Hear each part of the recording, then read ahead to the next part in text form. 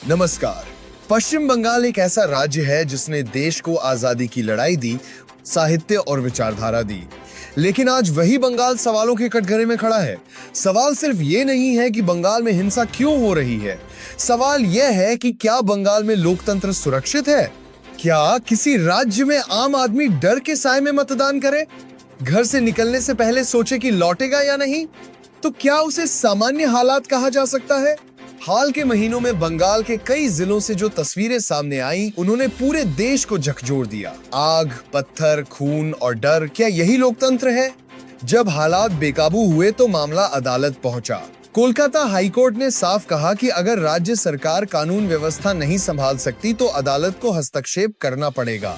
राज्य सरकार supreme court गई, जहां कहा गया कि कानून व्यवस्था राज्य का विषय है, लेकिन हालात बिगड़े तो केंद्र चुप नहीं बैठ सकता।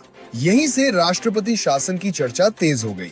राष्ट्रपति शासन कोई राजनीतिक बयान नहीं बल्कि संवैधानिक व्यवस्था है। जब राज्य सरकार संविधान के अनुसार काम नहीं कर पाती और नागरिकों के अधिकार खतरे में पड़ते हैं, तब केंद्र को हस्तक्षेप का अधिकार मिलता है। लेकिन सवाल यही है, क्या बंगाल उस स्थिति में पहुंच चुका है? दिल्ली में गृह मंत्रालय की रिपोर्टें देखी जा रही हैं, इंटेलिजेंस, केंद्रीय बलों और राज्यपाल की रिपोर्ट। जनता पूछ रही है, अगर हालात ठीक हैं तो इतनी निगरानी क्यों? मुख्यमंत्री ममता बनर्जी कहती हैं कि यह सब राजनीतिक साजिश है। लेकिन जनता पूछती है, अगर सब ठीक है तो डर क्यों है? केंद्रीय बल क्यों है? बीजेपी का आरोप है कि बंगाल में कानून का नहीं, पार्टी का शासन चल रहा है। पुलिस निष्पक्ष नहीं है और आम आदमी असुरक्षित है। सवाल यह है, क्या पुलिस को राजनीति से ऊपर नहीं होना चाहिए?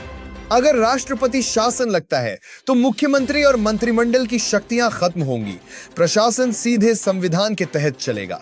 अपराधियों पर बिना राजनीतिक दबाव कार्रवाई होगी और वोटर बिना डर के मतदान करेगा। लेकिन इसके साथ लोकतांत्रिक प्रतिनिधित्व भी कुछ समय के लिए रुक जाएगा। तो सवाल यह है, क्या कुछ समय की शांति लोकतंत्र की कीमत पर ली जानी चाहिए, या फिर यही शांति लोकतंत्र को बचाने का रास्ता है? 2026 के चुनाव पर इसका सीधा असर पड़ेगा। टीएमसी इसे बंगाल की अस्मिता से जोड़ेगी, बीजेपी इसे संविधान की जीत बताएगी। अब बंगाल एक चौराहे पर खड़ा है। एक रास्ता सुधार और समाधान का है, दूसरा रास्ता संवैधानिक हस्तक्षेप का। अंतिम सवाल आपसे है, क्या पश्चिम बंगाल में राष्ट्रपति शासन जरूरी है या खतरनाक? क्या यह लोकतंत्र को बचाएगा या कमजोर करेगा? क्योंकि यह सवाल सिर्फ बंगाल का नहीं, पूरे देश के लोकतंत्र का है। अपनी राय जरूर बताइए। सब्सक्राइब नाउ और बेल आइकॉन दबाइए, नेवर मिस एन अपडेट।